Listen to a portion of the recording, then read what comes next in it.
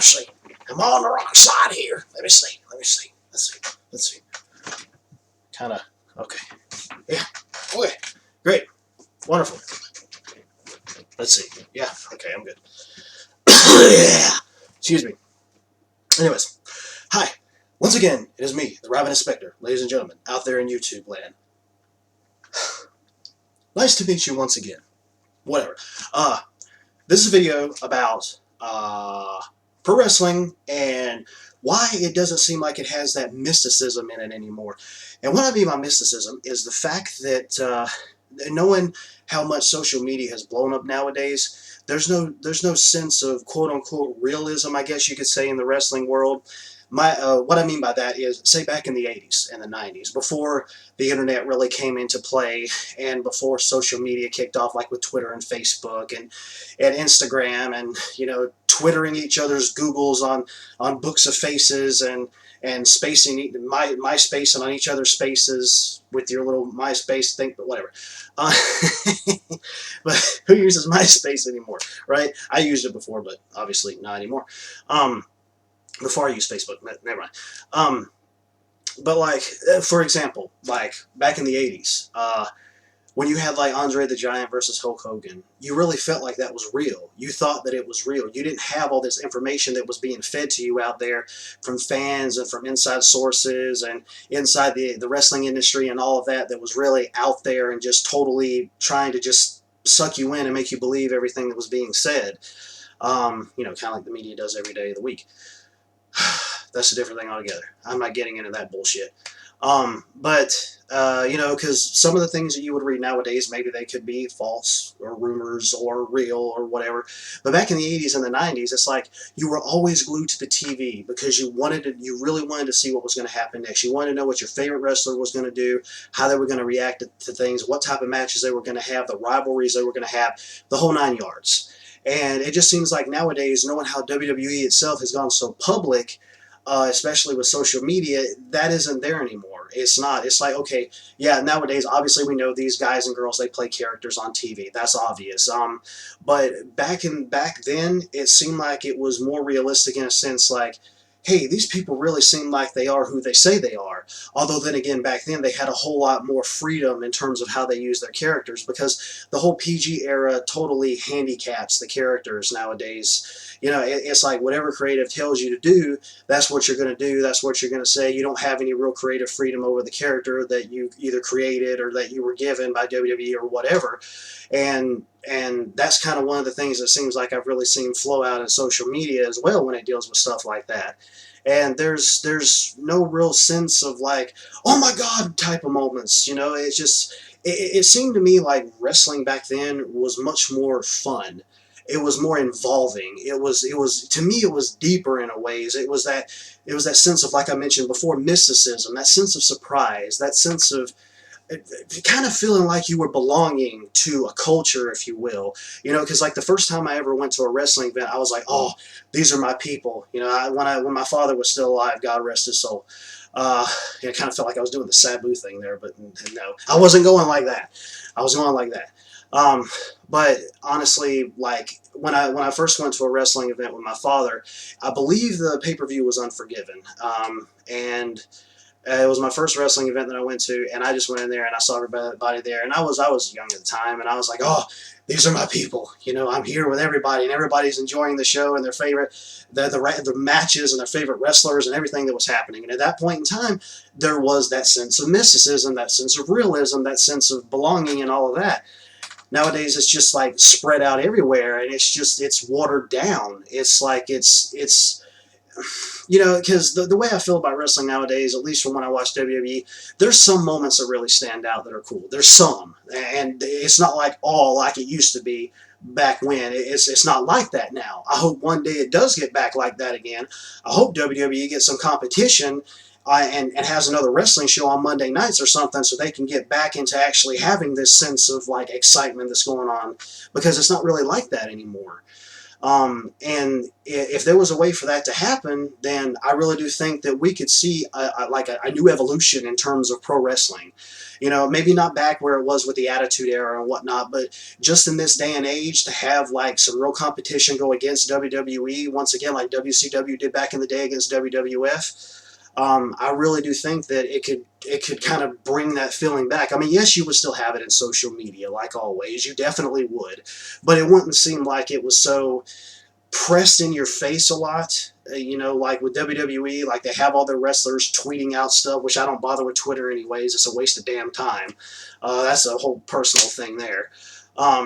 It's just one less bullshit social media crap that I got to deal with because I just think it's a complete waste of time. Um, but I was just kind of thinking about that tonight. I was like, something really just needs to happen where we get that feeling again. Because I'll be honest with you, I don't watch Raw live anymore. I don't. On very rare occasions will I ever watch it live. And if I do watch it live, it's after it's already recorded a little bit, so I can fast forward through the commercials and then catch up to where I am at that point. Or I'll just go ahead and record it through and fast forward through all the recaps and the commercials and all the bullshit. You know, I want to get to the wrestling, the characters, the promos, the whatever. Because there's just so much of that nowadays. I just fast forward through all that crap. And like I mentioned before, wrestling isn't as interesting as it used to be, so I'm not going to take the time to be sitting through commercials just to wait for the live event to come back on once again. I mean, what happened like back in the day where at least from what I remember, live wrestling, when they would have matches like on Raw, like back in the 90s or whatever, it's like when they had a match, they had the match. They had like the complete match, and then they would go to a commercial, or they would have a promo, and then they come back and have a promo, and then have a complete match. I hate so much when I'm watching a match and you have to go and take a commercial break, and I don't even know what's going on from the point that first commercial started to the end of the final commercial before the program comes back on. I can't freaking stand that for the life of me. And of course, you know, Michael Cole was throwing it in everybody's, well, I should say WWE in general, like WWE app, WWE app, WWE app, WWE app, WWE app, WWE app, WWE app, WWE app, WWE app, WWE app. Oh my god, I couldn't freaking stand that crap. Of course, I never downloaded it because it was a waste of time and it was a waste of space on my phone, and I know I wouldn't use it anyways for any particular reason whatsoever. So, the thing is that I have just kind of I watch recorded wrestling, and it's just when you see it all over social media and you see everything that's happening, it's just like recently what happened with Samoa Joe, for example, where he ended up winning against Finn Balor to win the NXT Championship. In my mind, I'm thinking, well, what was the whole reason for doing that? Why didn't you televise something like that? When it comes to something really big and crazy like that, actually, from what I've been hearing and seeing, house shows really do have a lot going for them. Like, they have stuff on house shows that they never have on live TV, which is stupid.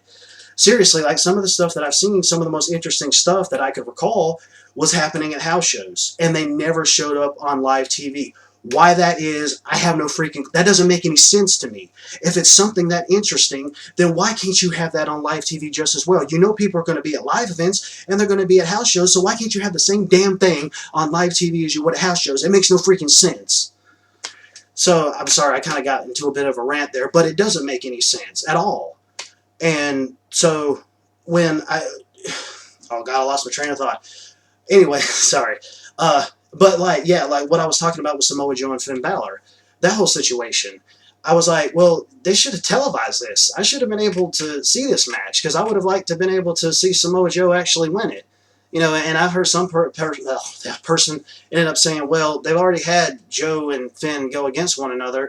Well, WWE has shoved so many other matches down our throats before of the exact same wrestlers going against one another back to back to back to back every single week and every single pay-per-view. What the hell is it going to matter to end up having Samoa Joe versus Finn Balor once again? You know, this time Samoa Joe just won the championship. You know, it could still be at a house show. I mean, hell, NXT, as far as I know, like most of their, like all their shows are recorded. I don't think any of them are live. All of them are recorded, and those are practically like house shows, except they're just getting recorded and practically televised on their network on on the WWE network and online. And so I just like, I don't understand why that is. You know, that could have been something really cool that I would have liked to see. Um, but anyways, I mean, I just don't understand why, if you're going to do amazing things at house shows, you can do amazing things on live TV just as well.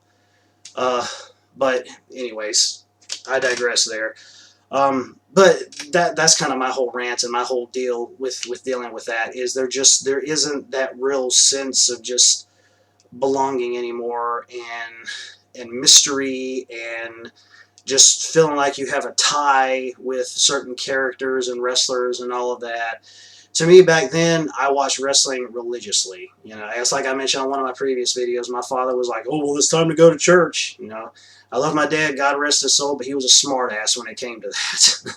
Oh, it's time to go to church. It's just my favorite show. It ain't got nothing to do with church. Hello. It ain't got nothing to do with going to the Church of Stone Cold. Whatever, man. Whatever. Whatever. Um, anyways, but yeah, that's kind of like my little talk on that whole situation. So if you guys have any thoughts, comment below, like, subscribe, favorite, do all that stuff, whatever. And I will chat at you, lovely, lovely, lovely people, later on. Later, taters. If you smell what the Spectre is cooking.